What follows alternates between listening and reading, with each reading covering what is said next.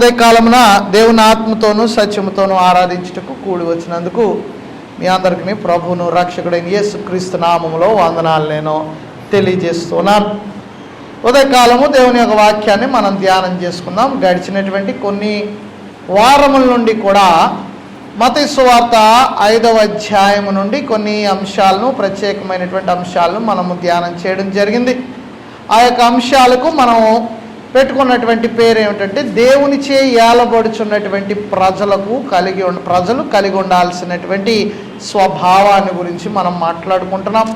మొట్టమొదటిగా 5వ అధ్యాయం మనం చూసినప్పుడు 5వ అధ్యాయము 1వ వచనము నుండి 12 వచనముల వరకు దేవునిచే ఏలబడుచున్నటువంటి వారి యొక్క స్థితి, వారి స్వభావమును గురించి, వారి వైఖరిని గురించి మనం మాట్లాడుకున్నాం. అలాగనే 13వ వచనము నుండి 16వ వచనం వరకు దేవునిచే ఏలబడుచున్నటువంటి వారు లోకముపై వారు కనుపరచాల్సినటువంటి ప్రభావాన్ని గురించి మనం మాట్లాడుకున్నాం. తర్వాత క్రిందకు వచ్చేటప్పటికి ఈ 17 నుండి 20వ వచనంలో దేవునిచే ఏలబడుచున్నటువంటి వారి యొక్క నీతి ఏ రీతిగా ఉండాలో మనం మాట్లాడుకున్నాం. శాస్త్రుల నీతి కంటేను, పరిసయ్యుల నీతి కంటేను మన నీతి అధికము కానట్లయితే మనము పరలోక రాజ్యములోనికి ప్రవేశింపనేరమని ప్రభు చెప్తున్నటువంటి మాటలను మనం జ్ఞాపకం చేసుకున్నట్టు ద్వారా దేవునిచే ఏలబడుచున్నటువంటి ప్రజలు కలిగి ఉండాల్సినటువంటి నీతిని గురించి అక్కడ మనము మాట్లాడుకోవడం జరిగింది. అంత మాత్రమే కాదు, దేవునిచే ఏలబడుచున్నటువంటి ప్రజలైనటువంటి వారు కలిగి ఉండాల్సినటువంటి స్వభావం, లేక వారు కలిగి ఉండాల్సినటువంటి వైఖరి, గుణలక్షణములలో మొట్టమొదటిది బలి అర్పణ సమయంలో, అనగా ఆరాధన సమయంలో, దేవునికి ప్రార్థించేటువంటి సమయంలో వారి యొక్క మనస్సాక్షి ఏ రీతిగా ఉండాలి అనేటువంటి సంగతిని గురించి మనము 21వ వచనం నుండి 26 వచనములు ఆధారం చేసుకుంటూ సమాధానమును గూర్చినటువంటి ప్రాముఖ్యతను గురించి అక్కడ మనము మాట్లాడుకున్నాం. అలాగనే 27వ వచనం నుండి మనము 32వ వచనం వరకు అనేక సందర్భాల్లో, ప్రత్యేకించి ఈ అంశంలో కాకపోయినా అనేక సందర్భాల్లో భార్యాభర్తలైనటువంటి వారు, వివాహ బంధములో జతపరచబడినటువంటి వారు జీవించాల్సినటువంటి రీతిని గురించి మాట్లాడుకుంటూ, వారి యొక్క బాధ్యతలను గురించి మనం మాట్లాడుకుంటూ, భర్త ఏ బాధ్యతలైతే కలిగి ఉన్నాడు, భార్య ఏ బాధ్యతలైతే కలిగి ఉన్నది, దేవునిచే ఏర్పాటు చేయబడినటువంటి వీరి యొక్క విధుల్లో వారు కొనసాగినట్లయితే ఆ యొక్క వైవాహిక జీవితము ఎలాగుంటుందో మనం మాట్లాడుకుని, అలాగనే దేవునిచే జతపరచబడినటువంటి వారు ఒకరిని ఒకరు ఎన్నటికి విడిచిపెట్టకూడదు, లేక విడనాడకూడదు. అనగా భార్యాభర్తలు విడిపోవుట అనేటువంటిది దేవుని యొక్క చిత్తములో ఎట్టి పరిస్థితులలోనూ లేదనేటువంటి సంగతిని అనేక సార్లు ఖండితముగా మనం మాట్లాడుకోవడం జరిగింది. అలాగనే 33వ వచనము నుండి మనం చూసినట్లయితే ఈ యొక్క చివరి వరకు మనము, ఈ యొక్క అధ్యాయము చివరి వరకు మనం చూసినట్లయితే ఇతరులతో మనం కలిగి ఉండాల్సినటువంటి ప్రవర్తన విధానాన్ని గురించి మనము ఆలోచన చేసాం. చివరికి 33 నుండి 37 వచనముల్లో మన మాట అవునంటే అవును, కాదంటే కాదు అనేటువంటి రీతిగా మన మాటలు ఉండాలని ప్రభు తెలియజేసినటువంటి సందర్భాన్ని అనేక సందర్భాల్లో మనం జ్ఞాపకం చేసుకున్నాం. కాబట్టి 5వ అధ్యాయాన్ని మనము చాలా మటుకు, చాలా అంశాలు ఈ యొక్క ప్రసంగ శీర్షికలో మనం చూడకపోయినప్పటికీ అనేక సందర్భాలలో ఈ యొక్క అంశాలను మనం మాట్లాడుకున్నాం. కాబట్టి 32వ వచనం నుండి మనం నేరుగా 6వ అధ్యాయం దగ్గరికి వచ్చేద్దాం. ఎందుకంటే మిగిలినటువంటి మాటలను అనేక సందర్భాల్లో మనం ధ్యానం చేయడం జరిగింది. నేటి దినాన 6వ అధ్యాయంలో కొన్ని మాటలు మనం చూసేటువంటి ప్రయత్నం చేద్దాం. దేవునిచే ఏలబడుచున్నటువంటి వారి యొక్క నీతినే మనము కొనసాగిస్తున్నాం. అదే అంశాన్ని మనం కొనసాగిస్తున్నాం. ప్రత్యేకించి 5వ అధ్యాయం నుండి 5వ వచనం నుండి 15వ వచనం వరకు మనం చూసినట్లయితే దేవుని పట్ల కలిగి ఉండాల్సినటువంటి భక్తి జీవితము మరియు ప్రార్థనను గురించి ఇక్కడ ప్రభు అయినటువంటి యేసుక్రీస్తు మాట్లాడుతున్నారు. దేవుని పట్ల కలిగి ఉండాల్సినటువంటి భక్తి జీవితము, ప్రార్థన, God word life and prayer ఎందుకంటే ఈ రెండు ఎక్కడైతే లేవో అక్కడ మనము చేసేటువంటి ఆరాధన వల్ల ఎలాంటి ప్రయోజనము లేదు. Because it corrupts hour worship. Pride and worldliness corrupts hour worship. అనగా అహంకారమైనటువంటి మనస్సు, లోక సంబంధమైనటువంటి స్వభావము, ఈ రెండు కూడా దేవునిని మనము ఆరాధన చేసేటువంటి ఆ యొక్క ఆరాధనను వ్యర్థపరుస్తుంది. యేసు ప్రభు ఇక్కడ ప్రత్యేకించి దైవభక్తి కలిగి ఉండాల్సినటువంటి రీతి, లేక దేవుని పట్ల కలిగి ఉండాల్సినటువంటి భక్తి జీవితాన్ని గురించి ఇక్కడ ప్రత్యేకంగా మాట్లాడుతున్నారు. నేరుగా 6వ అధ్యాయం దగ్గరికి వచ్చేటప్పటికి నేరుగా ప్రారంభమై ఆయన ఏమని మాట్లాడుతున్నారంటే వేషధారణను గూర్చి చాలా ఖండితముగా ఇక్కడ చెప్తున్నారు. చాలా ఖండితముగా. ఎంత ఖండితంగా చెప్తున్నారంటే చూద్దాం, చూడండి. 6వ అధ్యాయము 1 నుండి 15 వచనములు నేడు మనము చూడనై ఉన్నాం. అయితే మొట్టమొదటిగా మొదటి 2 వచనాలు చూసేటువంటి ప్రయత్నం చేద్దాం. మనుష్యులకు కనబడవలనని వారి ఎదుట మీ నీతి కార్యము చేయకుండా జాగ్రత్త పడుడి, లేని ఎడల పరలోకమందున మీ తండ్రి యొద్ద మీరు ఫలము పొందరు. భక్తిని గురించి మాట్లాడుతున్నాడు. దేవుని పట్ల కలిగి ఉండాల్సినటువంటి భక్తిని గురించి. ఇంగ్లీష్లో పైటీ అనేటువంటి మాట వాడతాం మనం, PIETY, పైటీ. ఈ పైటీ అనగా దైవ భక్తి లేక దేవభక్తి. తిమోతికి రాసినటువంటి పత్రికలో మనకి ఈ మాట మనకు కనబడుతూ ఉంటుంది. దైవభక్తి, దేవభక్తి అనేటువంటి 2 మాటలు మనం చూస్తూ ఉంటాం. పైటీ అనేటువంటి ఇంగ్లీష్ భాషా పదంలో నుండి ఆ యొక్క తెలుగు భాషా పదం అనువాదించబడింది. పైటీ అనగా దైవభక్తి. దైవభక్తికి సంబంధించినటువంటి 3 అంశాలను ప్రభు అయినటువంటి యేసుక్రీస్తు ఇక్కడ మాట్లాడుతున్నారు. మొట్టమొదటిగా ధర్మము చేసేటువంటి విషయంలో కనుపరచాల్సినటువంటి దైవభక్తిని గురించి మాట్లాడుతున్నాడు. రెండవదిగా ప్రార్థన విషయంలో కలిగి ఉండాల్సినటువంటి వైఖరిని గురించి మాట్లాడుతున్నాడు.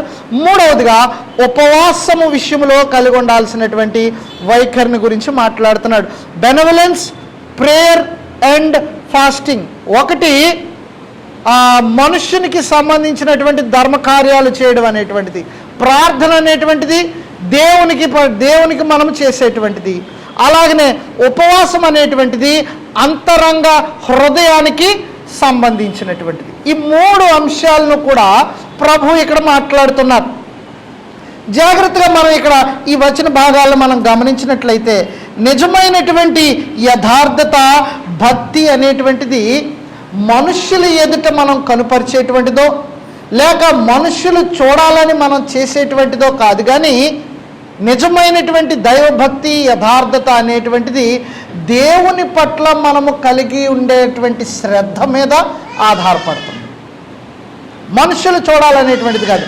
అందుకనే ప్రాముఖ్యంగా క్రొత్త నిబంధనలో చెప్పబడినటువంటి 2 ఆజ్ఞలలో మొదటి ఆజ్ఞను సంపూర్ణముగా మనము ఆ ఆజ్ఞకు లోబడినప్పుడే రెండవ ఆజ్ఞ యొక్క లోబడుటలో ఒక అర్థం ఉంటుంది. మొదటి ఆజ్ఞకు సంపూర్తిగా మనం లోబడినప్పుడు రెండవ ఆజ్ఞను మనము అనుసరించి నడుచుకున్నప్పటికీ కూడా దానివల్ల ప్రయోజనం లేదు. మొదటి ఆజ్ఞ ఏమిటి? నీ పూర్ణ హృదయంతో, నీ పూర్ణ మనసుతో, నీ పూర్ణ ఆత్మతో నీ ప్రభు అయిన దేవుని నీవు సేవించాలి. ఇది మొట్టమొదటిది. దీనిని మనము జరిగించినప్పుడే రెండవ దానిని మనము జరిగించడానికి ఆస్కారం ఉంటుంది. ఆ రెండవ ఆజ్ఞకు మనము న్యాయం చేకూర్చినటువంటి వారం అవుతాం, దానికి సరిగ్గా లోబడినటువంటి వారం అవుతాం. ఏమిటి రెండవ ఆజ్ఞ? నిన్ను వలె నీ పొరుగు వారిని ప్రేమించడం. So the first commandment is essential to obey the second commandment. అంటే మొదటి ఆజ్ఞకు లోబడుట అవసరం. మొదటి ఆజ్ఞకు లోబడుట వలననే రెండవ ఆజ్ఞకు మనము లోబడగలం. అంతేగాని రెండొచ్చేసి మొదటిది చేద్దాం, రెండొచ్చేసి మొదటిది చేయకుండా ఉండడం వల్ల ఎలాంటి ఉపయోగం లేదు. నిజమైనటువంటి యథార్థత లేక భక్తి, ఈ రెండు కూడా హృదయాంతరంగముల్లో నుండి ఒక బయటికి రావాలి తప్ప కేవలము పైకి ప్రదర్శించేటువంటిది కాదు. ద్వితీయోపదేశకాండము 10వ అధ్యాయం, ద్వితీయోపదేశకాండము 10వ అధ్యాయము 12వ వచనం. 10వ అధ్యాయం 12వ వచనం. కాబట్టి ఇశ్రాయేలు, నీ దేవుడైన యెహోవాకు భయపడి ఆయన మార్గములన్నిటిలో నడుచుచు ఆయనను ప్రేమించి నీ దేవుడైన యెహోవాను నీ పూర్ణ మనస్సుతోనూ నీ పూర్ణ ఆత్మతోనూ సేవించి. నిజమైనటువంటి దైవభక్తి ఎక్కడి నుండి వస్తుందంటే పూర్ణమైనటువంటి మనస్సు నుండి. It comes out from the depths of your heart. హృదయాంతరంగములలో నుండి బయటికి వస్తుంది. ఏది నిజమైనటువంటి భక్తి, యథార్థత, ఈ రెండు కూడా. 30వ అధ్యాయం చూద్దాం, చూడండి 6వ వచనం. ద్వితీయోపదేశకాండము 30వ అధ్యాయము 6వ వచనం.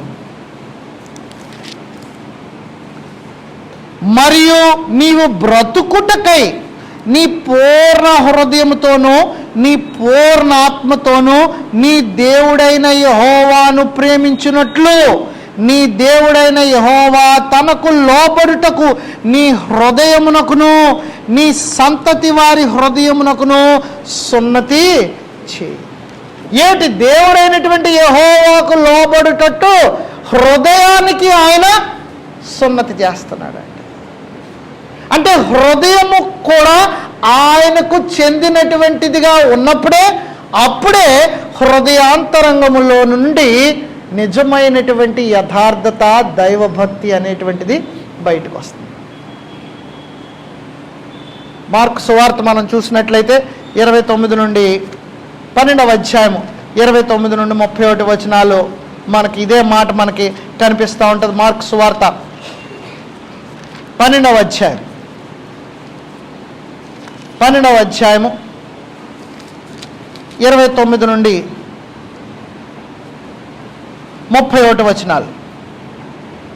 అందుకు యేసు ప్రధానమైనది ఏదనగా ప్రభు చెప్తున్నాడు, ఓ ఇశ్రాయేలు వినుము, మన దేవుడైన ప్రభువు అద్వితీయ ప్రభువు. నీవు నీ పూర్ణ హృదయంతోనూ నీ పూర్ణ ఆత్మతోనూ నీ పూర్ణ వివేకముతోనూ నీ పూర్ణ బలముతోనూ నీ దేవుడైన ప్రభువును ప్రేమింపవలనన్నది ప్రధానమైన ఆజ్ఞ. రెండవది, నీవు నిన్ను వలె నీ పొరుగువానిని ప్రేమింపవలనన్నది రెండవ ఆజ్ఞ. ప్రధానమైన ఆజ్ఞ ఏది ప్రధానం? నీ పూర్ణ హృదయంతో నీ పూర్ణ ఆత్మతో నీ పూర్ణ వివేకముతో నీ పూర్ణ బలముతో. సో నిజమైనటువంటి దైవభక్తికి మొట్టమొదటి మెట్టు ఏమిటంటే పూర్ణమైనటువంటి మనస్సుతో దేవునిని సేవించడం. అలాగూ సేవించినప్పుడే నిజమైనటువంటి దైవభక్తి, యథార్థత ఒక మనుషుల్లో వస్తుంది. True righteousness and piety comes with a motive. అంటే ఒక ఉద్దేశము, దేవునిని సేవించాలి, ప్రేమించాలి అని నిర్దిష్టమైనటువంటి ఉద్దేశము మనసులో ఉన్నప్పుడే నిజమైనటువంటి భక్తి అనేటువంటిది బయటకు వస్తుంది. నిజమైన భక్తి అప్పుడే వస్తుంది. ఎప్పుడు అంటే దేవునిని సేవించాలి, దేవునిని ప్రేమించాలి, సంపూర్తిగా దేవుణ్ణి సేవించాలి అనేటువంటి నిశ్చయమైనటువంటి స్వభావము మనలో ఉన్నప్పుడే నిజమైనటువంటి భక్తి అనేటువంటిది బయటకు వస్తుంది. అంతేగాని కేవలం మాటలోనే, కేవలం పనులు చేసేయడం వల్ల దానినే భక్తి, దానినే యథార్థమైనటువంటి జీవితం అంటే దానివల్ల ఎలాంటి ఉపయోగం లేదు. తిమోతికి రాసినటువంటి మొదటి పత్రిక 1వ అధ్యాయము 5వ వచనంలో పౌలు తిమోతికి రాస్తూ అంటున్నాడు, ఉపదేశ సారమేమనగా పవిత్ర హృదయము నుండి, మంచి మనస్సాక్షి నుండి, నిష్కపటమైన విశ్వాసము నుండి కలుగు ప్రేమయే. ఉపదేశ సారం ఏమిటంటే పవిత్రమైన హృదయము నుండి, హృదయాంతరంగములలో నుండి దేవునిని సేవించాలి అనేటువంటి బలమైనటువంటి కోరిక ఒకనిలో ఉన్నప్పుడే నిజమైనటువంటి దైవభక్తి వానిలో కలుగుతుంది. తెసలోనికీయులకు రాసినటువంటి మొదటి పత్రిక 4వ అధ్యాయము మొదటి వచనం. మొదటి పత్రిక 4వ అధ్యాయము మొదటి వచనం. మెట్టుకు సహోదరులారా, మేము ప్రభువైన యేసు ద్వారా మీకు ఇచ్చిన ఆజ్ఞను మీరు ఎరుగుదురు. కాగా మీరు ఎలాగో నడుచుకొని దేవుణ్ణి సంతోషపరచవలెనో మా వలన నేర్చుకొనిన ప్రకారముగా మీరు నడుచుకోండి. మీరు ఎలాగో నడుచుకొని తర్వాత ఏమంటున్నాడండి? దేవునిని సంతోషపరచాలి. ఎలాగో నడుచుకొని. It is the motive, not the works nor the deeds. ఉద్దేశమే ప్రాముఖ్యమైనటువంటిది. ఉద్దేశము సరిగా ఉన్నప్పుడు భక్తి యథార్థత అనేటువంటిది దాని అంతటదే కలుగుతుంది. ఆ మనస్సు ఉండాలి. మన వాడుకతో సామెత చెప్తాం, మనస్సు ఉంటే మార్గం ఉంటుంది. మార్గం ఉంటే మనసు ఉంటుందని చెప్పం. మార్గం ఉంటే మనసు ఉండదు. కానీ మనస్సు ఉంటే మాత్రం మార్గం ఉంటుంది. It is the motive.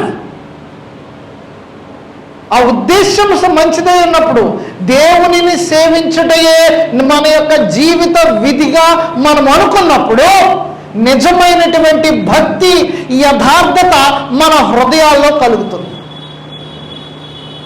ఆ భక్తి యథార్థత ఉండాలనేటువంటిదే దేవుని యొక్క ఉద్దేశం. ఎఫెసీయులకు రాసినటువంటి పత్రిక 4వ అధ్యాయం మనం చూసినప్పుడు, ఎఫెసీయులకు రాసినటువంటి పత్రిక 4వ అధ్యాయము మొదటి 3 వచనములు. కాబట్టి మీరు సమాధానమును బంధము చేత ఆత్మ కలిగించు ఐక్యతను కాపాడుకొనుట యందు శ్రద్ధ కలిగిన వారై ప్రేమతో ఒకరినొకడు సహించుచు మీరు పిలువబడిన పిలుపునకు తగినట్లుగా, మీరు పిలువబడిన పిలుపునకు తగినట్లుగా దీర్ఘశాంతముతో కూడిన సంపూర్ణ వినయముతోనూ సాత్వికముతోనూ నడుచుకొనాలి. మీరు పిలువబడినటువంటి పిలుపునకు తగినట్టుగా నడుచుకోవాలంటే you need to have the right motive. సరైనటువంటి ఉద్దేశం కలిగి ఉండాలి.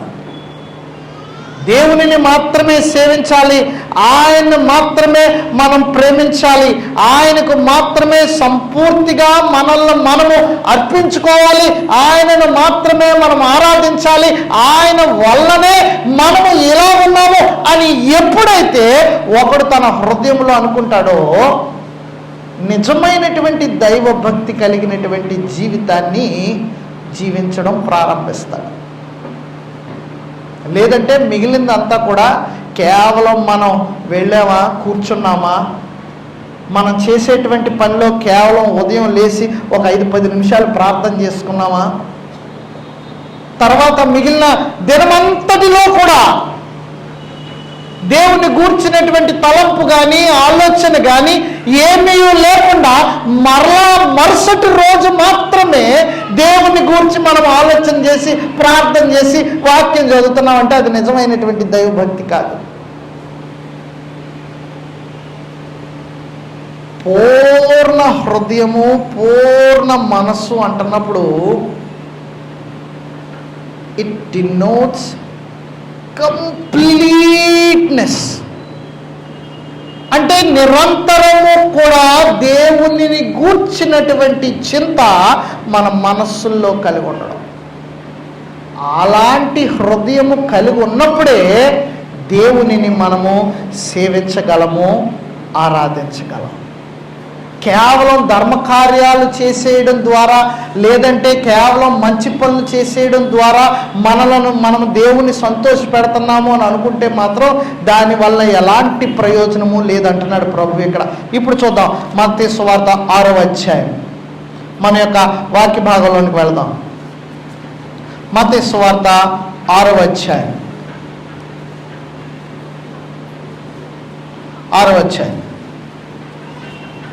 2వ వచనము నుండి, కావున నీవు ధర్మము చేయనప్పుడు మనుష్యుల వలన ఘనత నందవలనని వేషధారులు సమాజ మందిరములోను వీధులలోను చేయలాగున నీ ముందర బోర ఊదింపవద్దు, వారు తమ ఫలము పొంది ఉన్నారని నిశ్చయముగా మీతో చెప్పుచున్నాను. నీవైతే ధర్మము చేయనప్పుడు నీ ధర్మము రహస్యముగా నుండి నిమిత్తము నీ కుడి చేయి చేయనది నీ ఎడమ చేతికి తెలియక ఉండవలను. అట్లయితే రహస్యమందు చూచు నీ తండ్రి నీకు ప్రతిఫలం ఇచ్చు. యేసు ప్రభు ఖండితంగా చెప్పేస్తున్నాడు. ఏమని చెప్తున్నాడంటే, వేషధారణతో కూడినటువంటి కార్యములు నీవు చేస్తున్నట్లయితే అవి నీతి కార్యాలుగాను యథార్థమైనటువంటి మనస్సు కలిగినటువంటి వానిగాను నిన్ను కనపరచు. నీవు ధర్మం చేసేటువంటి విషయంలో చాలా జాగ్రత్తగా ఉండాలి. 2వ వచనము 5వ వచనం చూడండి. ప్రార్థన చేయనప్పుడు వేషధారుల వలె ఉండద్దు అంటున్నాడు. ఒకటి, ధర్మం చేసేటప్పుడు వేషధారుల వలె ఉండద్దు అంటున్నాడు. 5వ వచనం దగ్గరికి వచ్చేటప్పటికి ప్రార్థన చేస్తున్నప్పుడు వేషధారి వలె ఉండద్దు అంటున్నాడు. 6వ వచనం దగ్గరికి వచ్చేటప్పటికి మరలా నీవు ప్రార్థన చేయనప్పుడు నీ గదిలోనికి వెళ్ళి తలుపు వేసుకొని రహస్యమందున్న నీ తండ్రికి నీవు ప్రార్థన చేయి, అంతేగాని అందరి ఎదురుగుండా నీవు ప్రార్థన చేయొద్దు. 16వ వచనం దగ్గరికి వచ్చేటప్పటికి ఉపవాసం చేయనప్పుడు కూడా నీవు వేషధారి వలె నీవు ఉండవద్దు. మన హృదయాంతరంగముల్లో దేవుణ్ణి మహిమపరచాలి అనేటువంటి ఆలోచన ఉన్నప్పుడు బాహ్యముగా ఇతరులకు కనబడేలాగా మనము భక్తిని చేయం. హృదయాంతరంగముల్లో దేవుని స్తుతించాలి, దేవుణ్ణి మహిమపరచాలి అనేటువంటి ఆలోచన ఉన్నప్పుడు మనం చేసేటువంటి కార్యాలను మనము అడ్వర్టైజ్ చేయం. ఎందుకో అది దేవుని కొరకు మనం చేస్తున్నటువంటి కార్యాలు కాబట్టి. నీవు ధర్మం ఎవరికైనా ధర్మం చేస్తున్నప్పుడు, సహాయం చేస్తున్నప్పుడు, దానం చేస్తున్నప్పుడు దానిని నీవు ఏమిటి అందరికీ కనబడేలా చేయొద్దు అంటున్నాడు. ఎంతటి స్టాండర్డ్ దేవుడు సెట్ చేశాడంటే, నీ కుడి చేయి చేస్తున్నటువంటి దానిని నీ అంటే నీ శరీరములో ఉన్నటువంటి ఒక భాగమునకు ఒక భాగం చేస్తున్నప్పుడు మరొక భాగానికి కూడా తెలియకూడదంటే ఎంత సీక్రెట్ అయి ఉండాలి, అది ఎంత సీక్రెట్ అయి ఉండాలి. ప్రభువు అలాగూ చేయనటువంటి వారిని వేషధారులు అంటారు. అంటే రహస్యముగా నీవు ధర్మం చేస్తున్నప్పుడు రహస్యముగా చేయకుండా లోకమంతా చూచేటట్లుగా నీవు చేస్తున్నట్లయితే నువ్వు వేషధారి అంటున్నాడు. అదే ఇక్కడ ఉద్దేశం మనం కనబడతాం. అలాంటి దానికి ప్రతిఫలం దొరకదంటున్నాడు. నీవు ధర్మం చేయవలసినటువంటి వాడివే, కనికర కార్యాలు చేయవలసినటువంటి వాడివే, కానీ నీవు చేస్తున్నటువంటి కార్యాలను నీవు డప్పు పెట్టుకొని కొడుతున్నట్లయితే మాత్రం దానివల్ల నీకు ఎలాంటి ప్రతిఫలము లేదు. ఎందుకంటే నీవు చేసేటువంటి కార్యాన్ని ప్రభు చూడు, నీవు చేసేటువంటి మనస్సును, నీవు కలిగి ఉన్నటువంటి మనస్సును ఆయన చూస్తున్నాడు. కాబట్టి మనం చేసేటువంటి మన మనస్సు ఎలాంటిదో ఆయన చూస్తున్నాడు, చేసేటువంటి కార్యం ఎలాంటిదో ఆయన చూడటం లేదు. 5వ వచనం దగ్గరికి వచ్చేటప్పటికి ఇక్కడ వేషధారణతో కూడినటువంటి ప్రార్థన గురించి మాట్లాడుతున్నాడు. ఏమంటున్నాడంటే, మరియు మీరు ప్రార్థన చేయనప్పుడు వేషధారుల వలె ఉండవద్దు, మనుష్యులకు కనబడవలనని సమాజ మందిరముల్లోనూ వీధుల మూలలలోనూ నిలిచి ప్రార్థన చేయుట వారికి ఇష్టం. ఎవరో పరిసయ్యులు శాస్త్రులని, వారు తమ ఫలము పొంది ఉన్నారని నిశ్చయముగా మీతో చెప్పుచున్నాను. నీవు ప్రార్థన చేయనప్పుడు నీ గదిలోనికి వెళ్ళి తలుపు వేసి రహస్యమందున్న నీ తండ్రికి ప్రార్థన చేయము, అప్పుడు రహస్యమందు చూచు నీ తండ్రి నీకు ప్రతిఫలం ఇచ్చును. చూడండి, 4వ వచనము దగ్గరికి మనం వెళ్ళినప్పుడు ధర్మం చేస్తున్నప్పుడు కూడా రహస్యంగా చేసినట్లయితే తండ్రిని కూడా రహస్యంగా చూస్తున్నాడు అంటున్నాడు. ప్రార్థన చేస్తున్నప్పుడు కూడా రహస్యంగా చేసినప్పుడు తండ్రి కూడా రహస్యముగా దానిని చూస్తూ ఉన్నాడు అంటున్నాడు. 7వ వచనం దగ్గరికి వచ్చేటప్పటికి, మరియు మీరు ప్రార్థన చేయనప్పుడు అన్యజనుల వలె వ్యర్థమైన మాటలు వచింపవద్దు, విస్తరించి మాట్లాడుట వలన తమ మనవి వినబడునని వారు తలంచుచున్నారు. మీరు ప్రార్థన చేస్తే అని చెప్పలేదు, చేయునప్పుడు అని చెప్పాడు ఇక్కడ. It is not if you pray but when you pray. నువ్వు ప్రార్థన చేస్తున్నప్పుడు కలిగి ఉండాల్సినటువంటి వైఖరి ఎలాంటిదంటే రహస్యముగా చేయాలి. యథార్థత, ప్రార్థన ఈ రెండు కూడా వేరు చేయలేనటువంటివి. ప్రార్థనలో ఏముండాలి? మనం ప్రార్థన ఏం చేస్తున్నాం అంటే ప్రార్థనలో ఏముండాలి? మొట్టమొదటిగా మనం అనేక సందర్భాల్లో చిన్నప్పటి నుండి మనం సండే స్కూల్ నుంచి నేర్చుకుంటూనే ఉన్నాం. మొట్టమొదటిగా స్తుతి ఉండాలి, దేవుణ్ణి స్తుతించాలి. రెండవది కృతజ్ఞతాస్తుతులు ఉండాలి, కృతజ్ఞత చెల్లించాలి. మూడవది మన పాపముల విషయమై క్షమించమని అడగాలి, క్షమాపణ అడగాలి. నాలుగవది విజ్ఞాపన చేయాలి. ఈ 4 అంశాలు ప్రార్థనలో ప్రాముఖ్యమైనటువంటిది. ఈ 4 అంశాలు మన ప్రార్థనలో లేనప్పుడు మన ప్రార్థన వల్ల ఎలాంటి ఉపయోగం లేదు.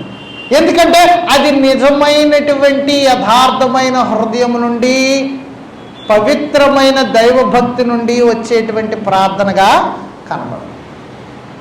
నిజమైనటువంటి దైవభక్తి కలిగినటువంటి వాడు చేసేటువంటి ప్రార్థనలో ఈ 4 ఉంటాయి.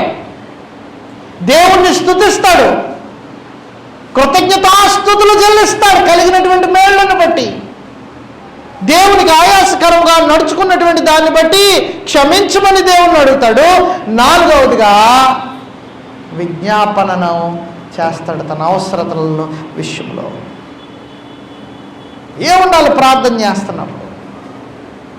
వేషధారుల వలె ప్రార్థన చేయొద్దు అంటున్నాడు కదా. What are the principles for an acceptable prayer?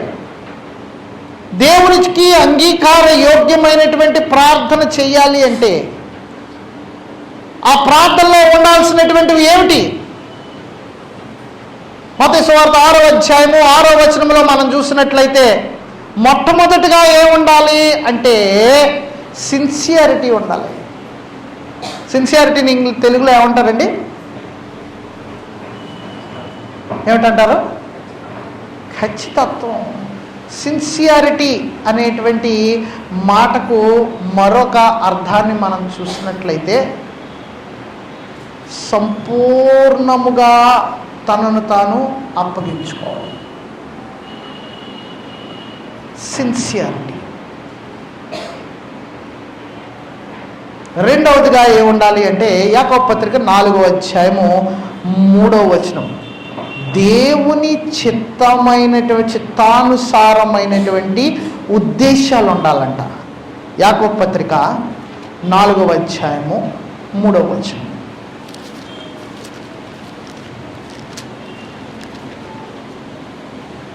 మీరు అడిగినను మీ భోగముల నిమిత్తము వినియోగించుటకై దురుద్దేశముతో అడుగుదురు గనుక మీకేమియో దొరుకుతలేదు. So our prayer needs to have godly motifs.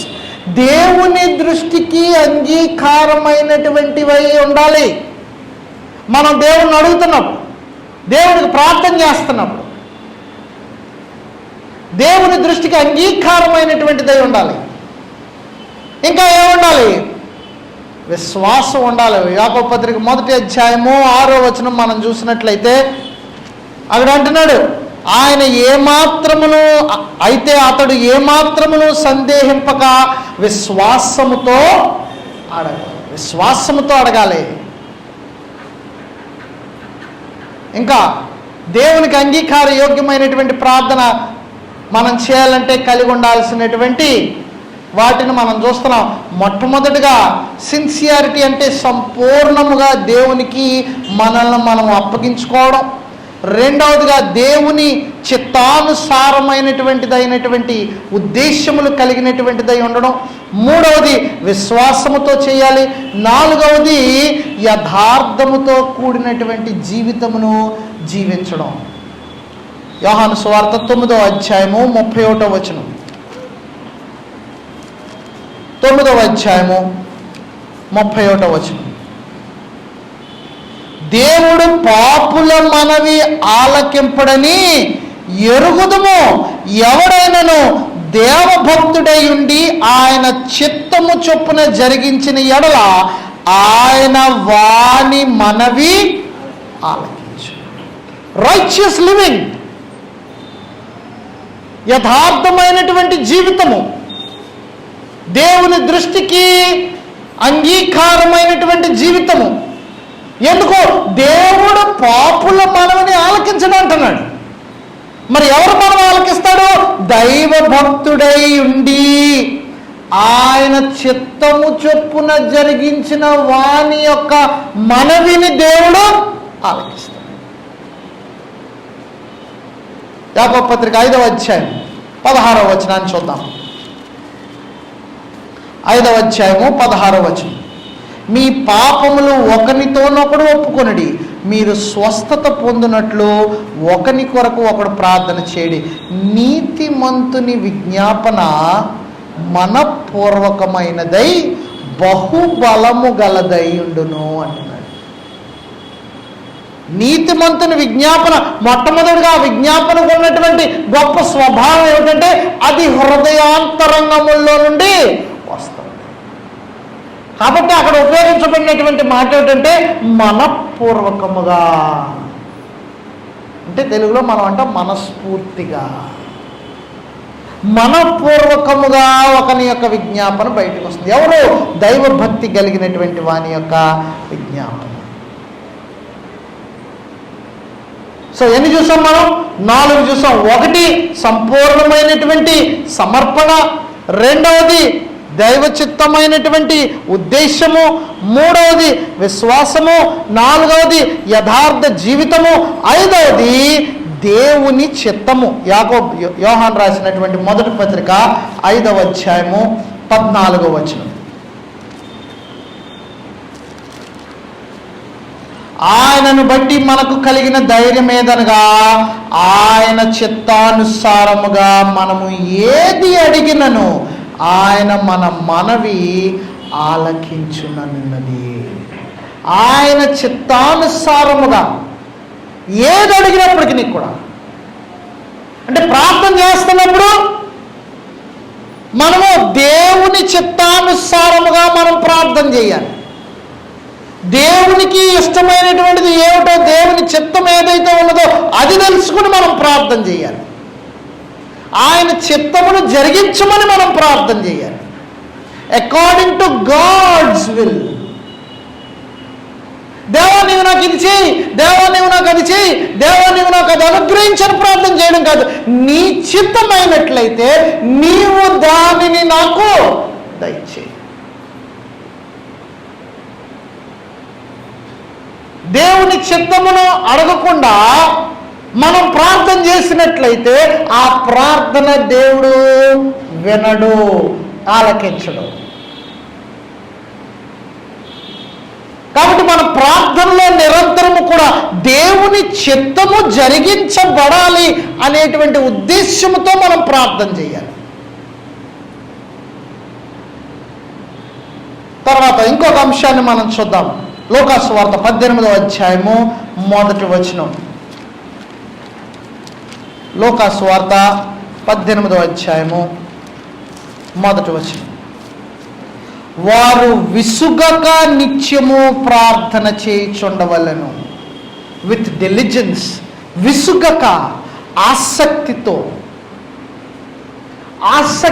ప్రార్థన చేయాలి.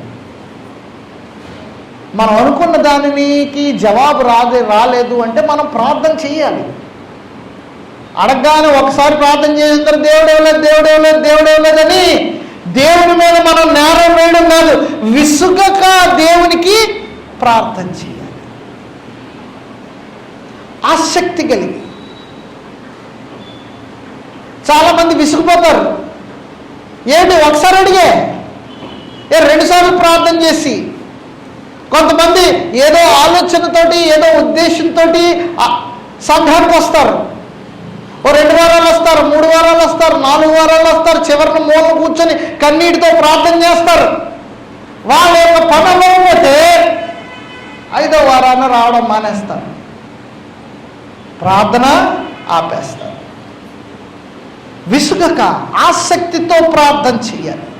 రోమీయులకు రాసినటువంటి పత్రిక 12వ అధ్యాయము 12వ వచనాన్ని మనం చూస్తున్నప్పుడు పౌలు ఒక చక్కటి మాటను అక్కడ తెలియజేస్తున్నాడు. 12వ అధ్యాయము 12వ వచనంలో అంటున్నాడు, నిరీక్షణ గలవారై సంతోషించుచు శ్రమల యందు ఓర్పు గలవారై.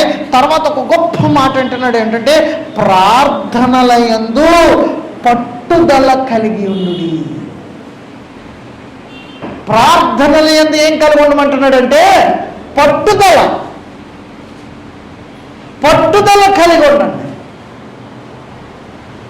పట్టుదలతో ప్రార్థన చేసినట్లయితే దేవుడు ఖచ్చితంగా దానికి తగినటువంటి జవాబునిస్తాడు. ఎందుకంటే వేషధారులు చేసేటువంటి ప్రార్థనలో ఏముండవు, వారిలో సమర్పణ ఉండదు, వారిలో దైవ చిత్తానుసారమైన ఉద్దేశాలు ఉండవు, విశ్వాసంతో ప్రార్థన చేయరు, యథార్థమైనటువంటి జీవితంకి ఎలాగో ఉండదు, దేవుని చిత్తమును అడగరు. ఆసక్తితో విసుగక పట్టుదలతో ప్రార్థన చేయరు.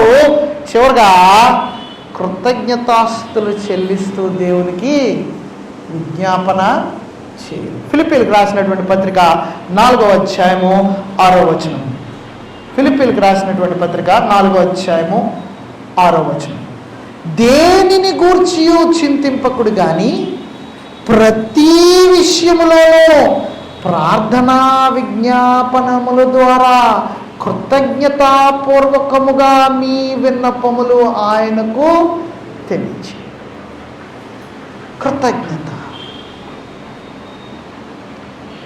కృతజ్ఞత. ఇలాగ నీవు ప్రార్థన చేయనప్పుడు దేవుడు నీ ప్రార్థన ఆలకిస్తాడు. ఇలాగ చేయకపోయినట్లయితే అది వేషధారుల ప్రార్థన వల్ల ఉంటుంది. యేసు ప్రభు నేరుగా పరిసయ్యులు శాస్త్రులు చేస్తున్నటువంటి ప్రార్థనను, ఆ వేషధారంతో కూడినటువంటి ప్రార్థన ఆయన ఖండిస్తున్నాడు. ఏమంటున్నాడంటే వారు ఎక్కడ నిలబడి ప్రార్థన చేస్తున్నారంట, మనుష్యులకు కనబడవలనని సమాజ మందిరముల్లోనూ వీధి మూలలలోనూ నిలిచి ప్రార్థన చేస్తున్నారు. నిలవబడడం పెద్ద తప్పు, నిలవబడి ప్రార్థన చేయడంలో తప్పేం కాదు. బైబిల్లో చాలా సందర్భాల్లో మనం చూస్తాం, పొజిషన్ ఈజ్ నాట్ ఇంపార్టెంట్. కొంతమంది నిలవబడి ప్రార్థన చేశారు, కొన్ని చోట్ల సాగిలిపడి ప్రార్థన చేశారు, కొన్ని చోట్ల కూర్చుండి ప్రార్థన చేశారు, కొన్ని చోట్ల మోకరించి ప్రార్థన చేశారు. It is not the position or the physical location. ఎక్కడ ప్రార్థన చేస్తున్నావు, ఏ పొజిషన్లో ప్రార్థన చేస్తున్నావు అన్నది కాదు, కానీ ఏ ఉద్దేశంతో ప్రార్థన. It is always the motive. ఏ ఉద్దేశంతో ప్రార్థన చేస్తున్నాం. పరిశీలన ఏ ఉద్దేశంతో ప్రార్థన చేసేవారంట ఇక్కడ అంటున్నాడు. చూడండి ప్రభు ఎంత చక్కగా చెప్తున్నాడు వారి గురించి.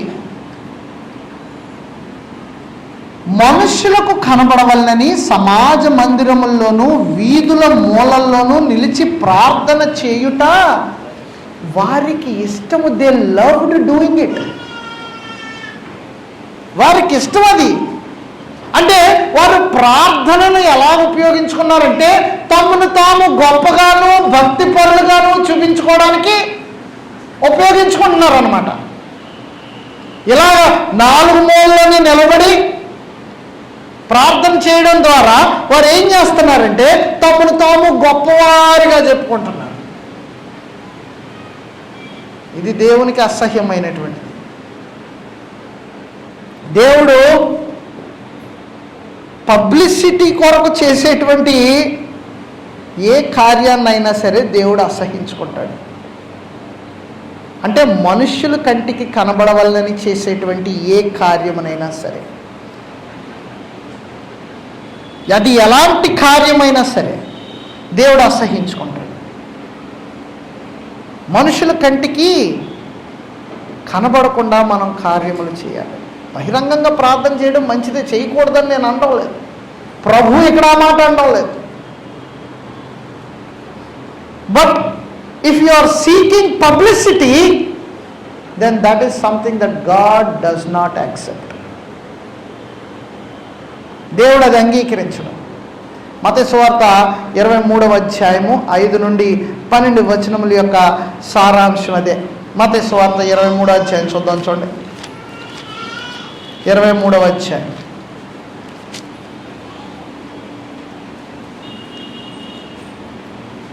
మనుషులకు కనబడు నిమిత్తము తమ పనులన్నీ చేదురు, తమ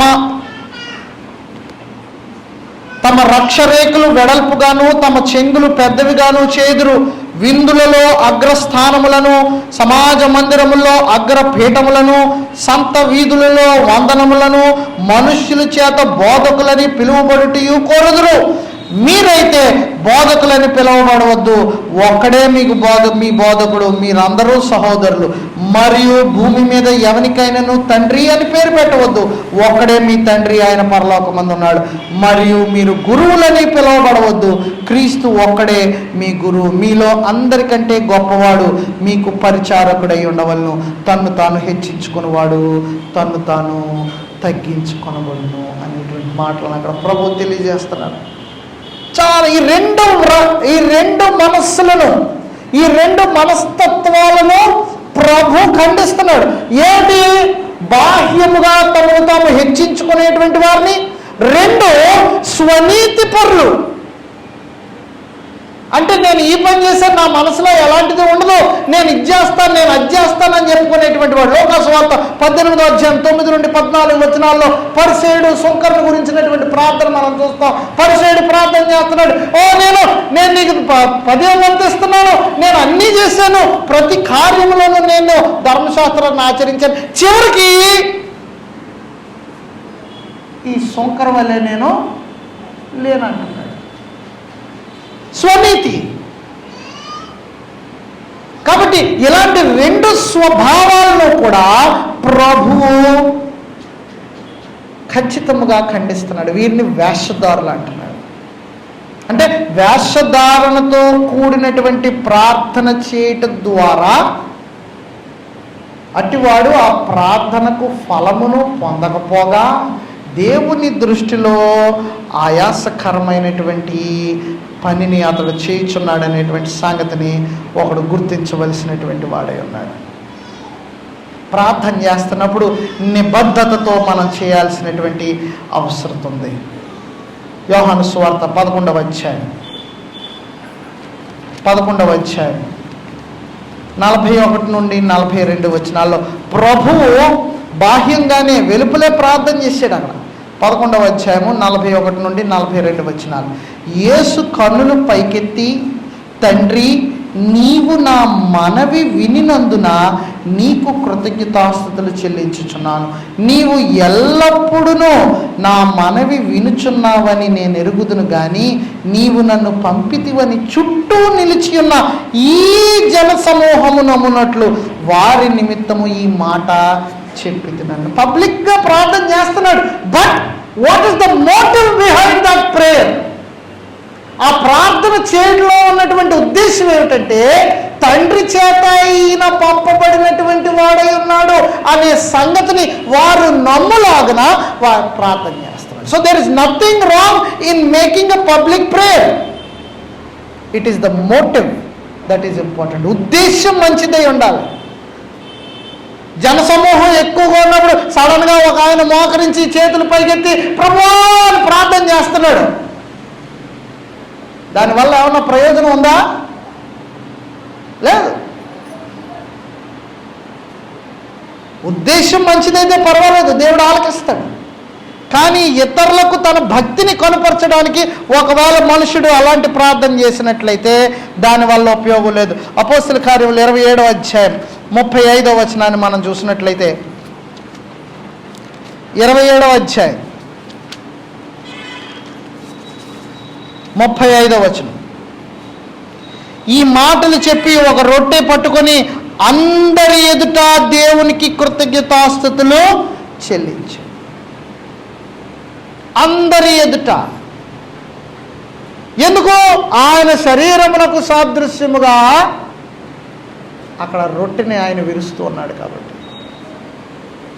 36వ అధ్యాయం 36వ వచనాన్ని చూద్దాం. 20వ అధ్యాయము 36వ వచనం. అతడు ఎలాగూ చెప్పి మోకాళ్ళుని వారందరితో ప్రార్థన చేశాడు.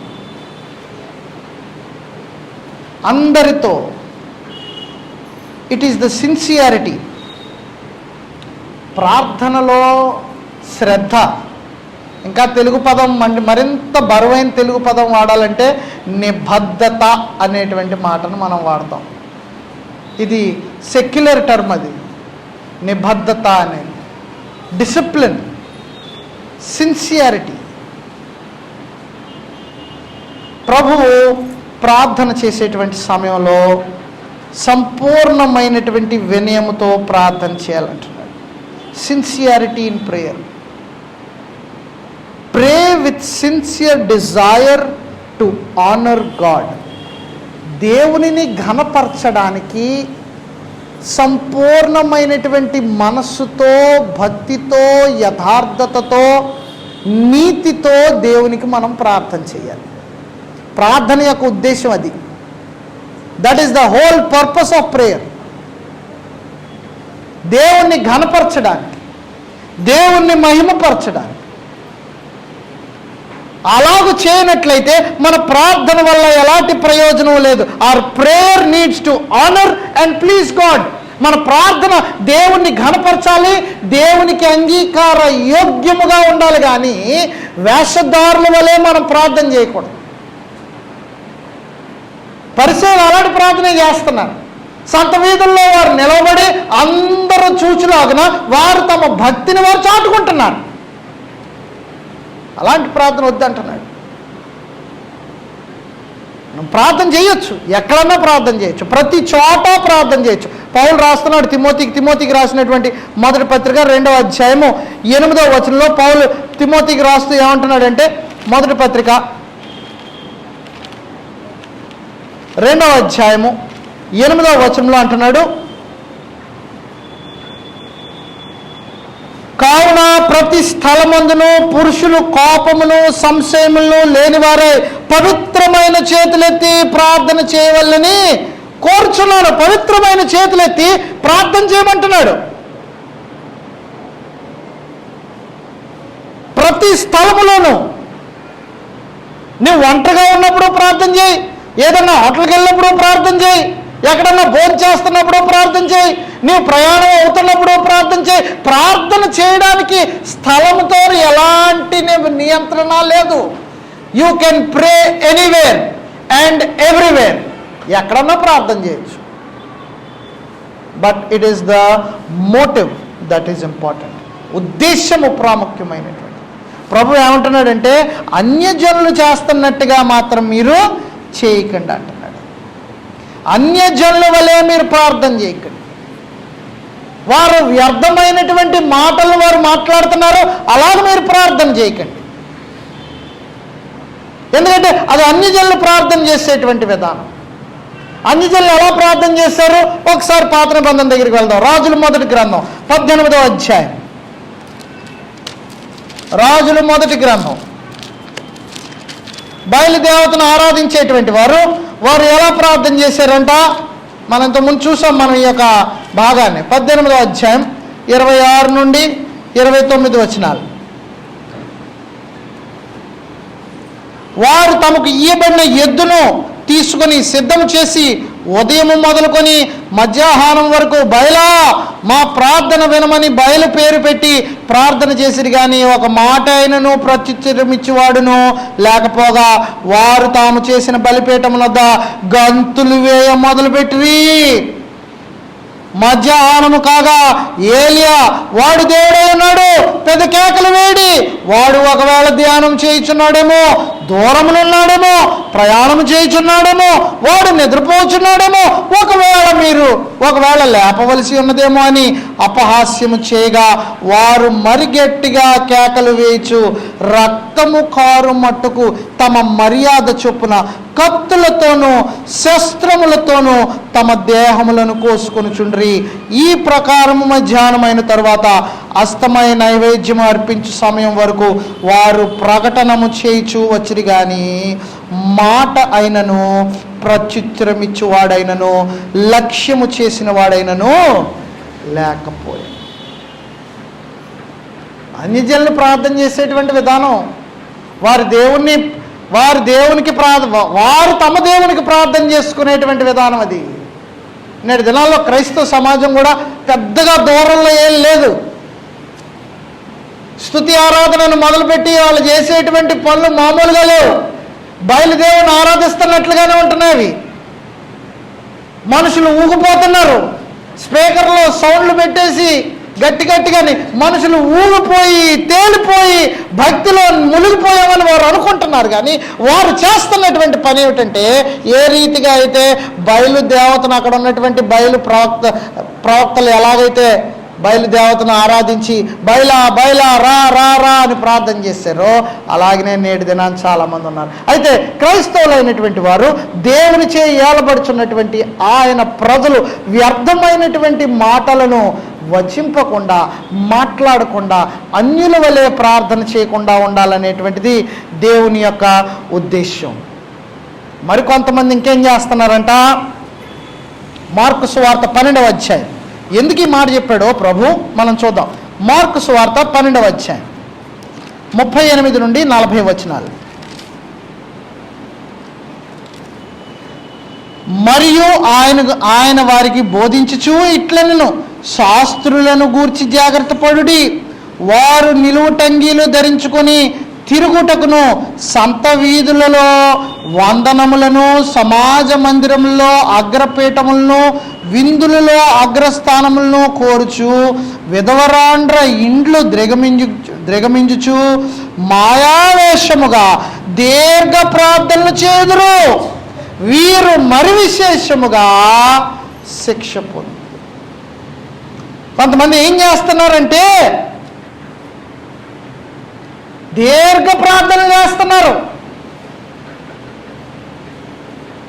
It is not the length of the prayer, but it is the weight of the prayer. నీ ప్రార్థన ఎంత పొడవైందని కాదు, కానీ ఎంత బరువైందో నీ ప్రార్థన, ఎంత భారమైందో దేవుడు చూస్తున్నాడు. అన్యులు ఎలాంటి ప్రార్థన చేస్తున్నారు ఏమిటంటే, వారు శాస్త్రులు ఎలాంటి ప్రార్థన చేస్తున్నారంట, వారు దీర్ఘ ప్రార్థనలు చేస్తున్నారు, పొడవాటి ప్రార్థనలు చేస్తున్నారు. మా చిన్నతనంలో కుటుంబ ప్రార్థనలో అమ్మ ప్రార్థన చేస్తున్నారంటే మాత్రం వద్దొద్దొద్దు అనేవాళ్ళు. ఎందుకంటే చాలా పొడవు ప్రార్థన చేసేవారు. చిన్నవాళ్ళు మాకు అర్థమయ్యేది కాదు. ఇప్పుడు పెద్దోళ్ళు అయిన తర్వాత మా పిల్లలు వచ్చినప్పుడు నేను ప్రార్థన చేస్తానంటే మా పిల్లలు అన్నారు, డాడీ స్మాల్ ప్రేయర్ డాడీ. ప్రార్థన చాలా దీర్ఘంగా మనం చేస్తాం. మంచిదే, దీర్ఘ ప్రార్థనలు మంచిదే, అవసరం కూడా. అయితే దీర్ఘ ప్రార్థనలు కేవలం అది పొడుగు, దాని యొక్క నిడివి కాదు, కానీ అది బరువైనటువంటి ప్రార్థన, భారమైనటువంటి ప్రార్థన అయి ఉండాలి. అలాంటి ప్రార్థన దేవుడు కోరుతున్నాడు. శాస్త్రులు చేసేటువంటి ప్రార్థనలో వారు దీర్ఘమైన ప్రార్థనలు చేస్తున్నారు, కానీ అవి వేషధారంతో కూడినటువంటి ప్రార్థనలు. దీర్ఘ ప్రార్థనలు చేయడం అవసరం. యేసు ప్రభు రాత్రంతా ప్రార్థన చేశాడు. మత్తయి సువార్త 14వ అధ్యాయం మనం చూస్తున్నప్పుడు, మత్తయి సువార్త 14వ అధ్యాయం 23 నుండి 25 వచనాలు. ఆయన జన సమూహములను పంపివేసి ప్రార్థన చేయుటకు ఏకాంతముగా కొండ ఎక్కిపోయి సాయంకాలమైనప్పుడు ఒంటరిగా ఉండెను. అప్పటికా దోణె దరికి దూరముగా నుండగా గాలి ఎదురైనందున అలల వలన కొట్టబడుచుండెను. రాత్రి 4వ జామున ఆయన సముద్రము మీద నడుచుచు వారి వద్దకు వచ్చెను. రాత్రంతా ప్రార్థన చేశాడు. ప్రార్థన చేయడం, పొడవైన ప్రార్థన చేయడంలో తప్పులేదు. But how we're doing it, మనం ఎలా చేస్తున్నాం? ఒకవేళ మాటలు వెతుక్కుంటూ చేసిన దాన్నే మళ్ళీ చేసి, చెప్పిన దాన్నే మళ్ళీ చేసి, ఒక ఆయన ప్రార్థన మొదలుపెట్టాడు, ఒకసారి ప్రార్థన చేయమంటేనే దేవుడు సృష్టిని సృజించినటువంటి దినాన్ని మొదలుపెట్టాడు. ఆయన ఆదాము గురించి మాట్లాడాడు, కయ్యను గురించి మాట్లాడాడు, ఏబేలు గురించి మాట్లాడాడు, బాబేలు గోపురం గురించి మాట్లాడాడు. ఇవన్నీ మాట్లాడుకుంటూ అబ్రహాం దగ్గర, నోవాహు దగ్గరికి వచ్చాడు. నోవాహు జలప్రలయం మాట్లాడాడు, ప్రార్థన చేశాడు. నోవాహు జలప్రలయం తర్వాత నుంచి అబ్రహాం దగ్గరికి వచ్చాడు. నేను అనుకున్నాను ఇంక ఎప్పుడు వస్తాడు ఈయన మత్తయి సువార్త దగ్గరికని. ప్రార్థన చేయడం, పొడివాడు ప్రార్థన చేయడంలో తప్పులేదు. కానీ ఆ ప్రార్థన యొక్క ఉద్దేశం, చేయాల్సినటువంటి అవసరతను, చేయాల్సినటువంటి రీతిని దేవుడు చూస్తున్నాడు. సో మనం ప్రార్థన చేస్తున్నప్పుడు ఎలాంటి ప్రార్థన చేస్తున్నాం అంటే, ఆ ప్రార్థన దేవునికి అంగీకార యోగ్యమైనటువంటి ప్రార్థన ఎప్పుడవుతుందంటే, అది నీతితోనూ యథార్థతతోనూ దైవ భక్తితోనూ నిండినటువంటిదై హృదయాంతరంగముల్లో నుండి బయటికి వచ్చినది. ఎందుకంటే దేవుడు మన యొక్క అవసరతల విషయంలో ఆయన ఎరగనటువంటి వాడు కాదు. మనం పెద్ద ప్రార్థన చేసి దేవునికి మన అవసరత చెప్పాల్సినటువంటి అవసరం లేదు. ఎందుకంటే ఎఫ్సీ పత్రిక 3వ అధ్యాయం 20వ వచనంలో మనం అడుగు వాటికంటేను, ఊహించు వాటికంటేను అత్యధికంగా ఆయన చేయగలడు అంటున్నాడు. Because so God is not ignorant of our needs. కానీ మనం చేసేటువంటి ప్రార్థన, మనం చేసేటువంటి భక్తి, అది దేవుని దృష్టికి అంగీకారంగా ఉండాలంటున్నాడు. తర్వాత క్రిందకు వచ్చేటప్పటికి అంటున్నాడు, ఉపవాసం చేసేటువంటి విషయం గురించి కూడా మాట్లాడుతున్నాడు. ఉపవాసం చేస్తున్నటువంటి సమయంలో మనం ఎలా ఉండాలి? మీరు ఉపవాసం చేయనప్పుడు వేషధారుల వలె దుఃఖముఖములై ఉండకుడి.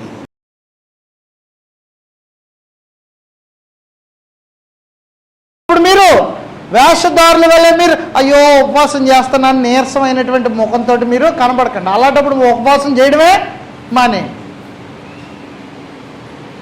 అంటే పైకి భక్తిని చూపించడానికి మీరు ప్రయత్నం చేయవద్దు అని ప్రభు సెలవిస్తున్నారు. పైకి భక్తిని చూపించడానికి చాలామంది ఆ పని చేస్తారు. ఎక్కడికన్నా వెళ్ళినప్పుడు ఏమండి కొద్దిగా భోజనం చేయండి అంటే, లేదండి ఈరోజు ఉపవాసం. పబ్లిసిటీ, అది పబ్లిసిటీ. ఒక ఆయన కనబడుతూ ఉంటారు నాకు, నేను ఎరిగినటువంటి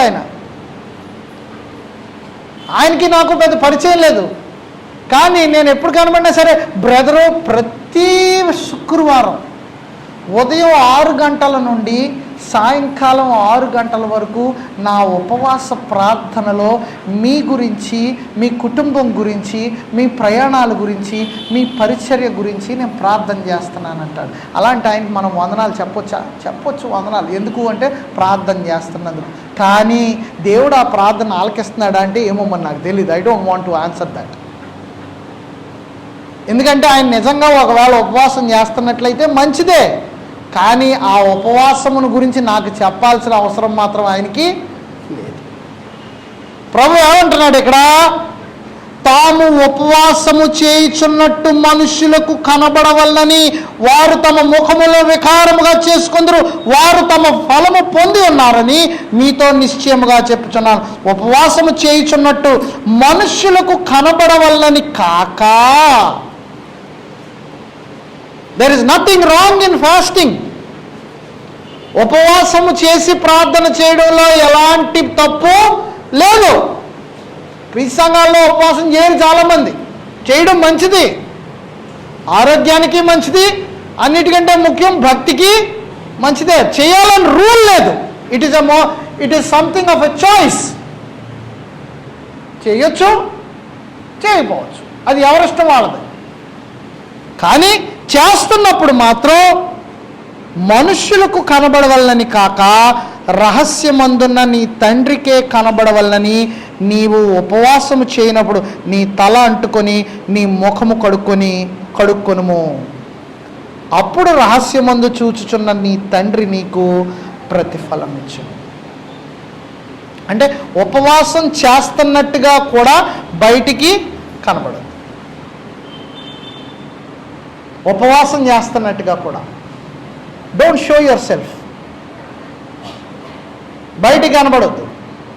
ప్రార్థన చేస్తున్నప్పుడు రహస్యంగా ప్రార్థన చేయి. అవసరమైతే బయట ప్రార్థన చేయి, బట్ ఉద్దేశం సరైనదై ఉండాలి. ఉపవాసం చేస్తున్నప్పుడు రహస్యంగా ఉపవాసం చేయి, దాని గురించి ఇతరులకు చెప్పుకోవాల్సిన అవసరం లేదు. ధర్మం చేస్తున్నప్పుడు రహస్యంగానే ధర్మం చేయి, దాని గురించి పబ్లిసిటీ చేసుకోవద్దు. సో దేవుని రాజ్యములో ఉన్నటువంటి ఆయన పౌరులు ఎలాంటి ప్రార్థన చేయాలి, ప్రార్థన ఏ రీతిగా ఉండాలో మనం చూస్తాం. ప్రార్థనలో ఉండాల్సినటువంటివి చూస్తాం. అలాంటి ప్రార్థనను మనం చేసినప్పుడు దేవుడు మన ప్రార్థనను అంగీకరిస్తాడు. లేనట్లయితే వ్యర్థమైనటువంటి రీతిలో మనం ఆయన ఆరాధించినటువంటి వారం అవుతాం. వ్యర్థముగా ఆరాధించినప్పుడు ఆ ఆరాధన వల్ల ఎలాంటి ప్రతిఫలము మనకు కలదు. దేవుని చిత్తానుసారం చూడండి, ఇక్కడ 2వ వచనం మొదలుకొని 18వ వచనం వరకు కూడా రహస్యమందు చూచుచున్న మీ తండ్రి మీకు ప్రతిఫలం ఇచ్చును అంటున్నాడు. సో ప్రతిఫలము పొందాలి అంటే it has to be in accordance to God's terms, not our terms. చేసేటువంటి ప్రతి కార్యానికి మనం ప్రతిఫలం పొందాలంటే అది దేవుని చిత్తమును బట్టి ఉండాలి తప్ప, దేవుడు ఆజ్ఞాపించినటువంటి రీతిని బట్టే ఉండాలి తప్ప, మనము నీతి, మనము భక్తి, మన యొక్క ఉద్దేశములను బట్టి మనం చేసి దీనిని దేవుడు అంగీకరిస్తాడంటే మాత్రం దట్స్ రాంగ్. దేవుడు అంగీకరించడు, ఎన్నటికీ అంగీకరించడు. It has to be in accordance to his terms, to his commands. అంతేగాని నేను ఇది చేసేసిన తర్వాత మొత్తానికి ఏదైతేనో దేవుడు ఎవరో ఒకరికి సాయం చేయమన్నాడో నేను సాయం చేసేసాను, ఇదిగో బాబు నేను నీకు సాయం చేసేసాను అని చెప్పి నేను ఒక ఫోటో తీసి దాన్ని ఫేస్బుక్లోని, ఇన్స్టాగ్రామ్లోని, వాట్సాప్లోని నేటి దినాన్న పలానా జ్ఞాన్ సుధీర్ గారికి సహాయం చేయడం జరిగింది అని చెప్పి నేను దాన్ని పబ్లిసిటీ చేసుకోవడం వల్ల ఉపయోగం లేదు. దాన్ని ఎలా కవర్ చేసుకుంటున్నారంటే చాలామంది నువ్వు చేసి చూస్తే ఇంకొంతమంది కదిలించబడి చేస్తారు కదా అని. It is a cover up. మంచిదే, కానీ క్రైస్తవుడు అయినటువంటి వాడు మాత్రం తాను చేయనది రహస్యంగా చేయడమే మంచిది. కాబట్టి ప్రభు అయినటువంటి యేసుక్రీస్తు కొండ మీద ఆయన చేస్తున్నటువంటి ప్రసంగంలో దేవుని ఎడల కనుపరచాల్సినటువంటి దైవభక్తి, ప్రార్థన పట్ల కనుపరచాల్సినటువంటి శ్రద్ధ గురించి మాట్లాడుతూ, అహంకారమైనటువంటి మనస్సుతో మనం ఏది చేసినప్పటికీ దానివల్ల ఎలాంటి ప్రయోజనము ఉండదనేటువంటి సంగతిని పరిసయ్యులు, శాస్త్రులను కూర్చున్నటువంటి ఉదాహరణలు తెలియజేస్తూ మనకు తెలియజేసినటువంటి రీతిని బట్టి మనము ఆయన చే ఏలబడుచున్నటువంటి ఆయన ప్రజలుగా, ఆయన దృష్టికి అంగీకార యోగ్యులుగా జీవించాలని దేవుని యొక్క వాక్యం ద్వారా మనం హెచ్చరించుకుంటున్నాము. ఈ మాటలు దేవుడు దీవించును గాక. ప్రార్థన చేసుకుందాం. దయగల మా తండ్రి, కరుణగల మా ప్రభా, మరొకసారి మీ వాక్యము ద్వారా మీరు మాతో మాట్లాడినందుకు మీకు వందనాలు చెల్లించుకుంటున్నాం.